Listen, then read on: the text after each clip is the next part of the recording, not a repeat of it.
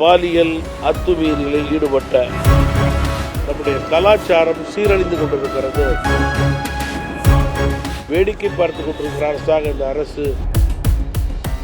கோவையிலே கல்லூரி மாணவியிடம் பாலியல் அத்துமீறலில் ஈடுபட்ட சம்பவத்தில் 7 தனிப்படை அமைக்கப்பட்டுள்ளதாக கோவை மாநகர காவல்துறை தகவல் கொடுத்திருக்கிறது. 3 பேர் கொண்ட கும்பல் இந்த அத்துமீறலை செய்திருக்கிறது. இது கிராமம், நகரம் என்று எல்லா இடத்திலும் இது போன்ற நிலை பரவிக்கொண்டிருக்கிறது. நம்முடைய கலாச்சாரம் சீரழிந்து கொண்டிருக்கிறது. இதற்கு காரணம் அடிப்படை போதைப் பொருள்தான் என்பதிலே மாற்று கருத்து இருக்க முடியாது.